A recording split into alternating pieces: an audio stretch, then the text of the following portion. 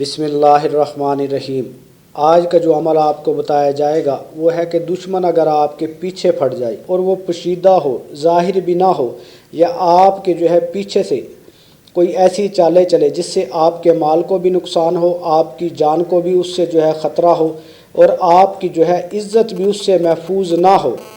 या यूँ कहा जाए कि हाथ धोकर वो पीछे पड़ जाए, तो उससे पीछा छुड़वाने के लिए आपने जो है इंतहाई आसान अमल करना है और ये 11 दिन करना है। ये 11 दिन ज़िंदगी में एक बार कर लेंगे तो इंशाअल्लाह आपसे जो है उसका पीछा भी छूट जाएगा और आपका जो है माल भी महफूज रहेगा, आपकी जान को भी उससे कोई ख़तरा नहीं होगा और आपकी जो है इज़्ज़त भी इंशाअल्लाह जो है बरकरार रहेगी। मुआशरे के अंदर जो है आपकी इज़्ज़त जो है इंशाअल्लाह बरकरार रहेगी। आपने करना क्या है कि सरसों के 50 दाने गिनती के साथ आप सरसों के 50 दाने ले लें, उसको जो है किसी डब्बी के अंदर रख ले या कहीं भी महफूज कर ले। गिनती कर 50 दाने जो है उस पर एक मरतबा सूरह यूसुफ जो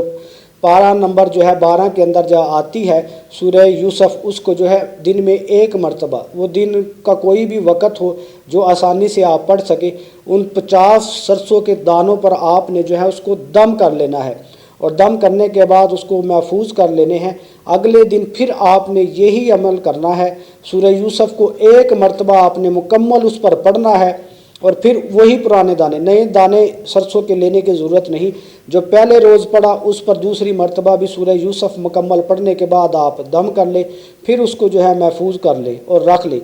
दूसरे दिन, तीसरे दिन, चौथे दिन, 11 दिन का ये अमल है, आपने 11 दिन करना है और इसके अंदर जो है चाँद की तारीख़ों का भी कोई मुकर्रर नहीं, जब मर्ज़ी आप कर सकते हैं। ये करने के बाद 11वें दिन आपने सरसों के वो 50 दाने अमल करने के बाद आग जलाकर आग के अंदर फेंकने हैं, लेकिन फेंकते वक्त आपने नीयत ये कर लेनी है, उसका जो है दुश्मन का जो है तसव्वुर कर लेना है। अगर आपको नाम याद है तो नाम ले लेना है, वरना तसव्वुर कर कर आप ये इरादा कर ले कि मेरी जान, माल और इज़्ज़त जो है उससे जो है महफूज रहे। फिर आप ये अमल करेंगे और ये अमल करने के बाद आप जो है ख़ुद अपनी आँखों से इंशाअल्लाह देखेंगे कि उसके घर के अंदर बीमारियाँ दाखिल हो चुकी हैं, उसके घर वाले बीमार हो जाएंगे और जो है उसका माल जो है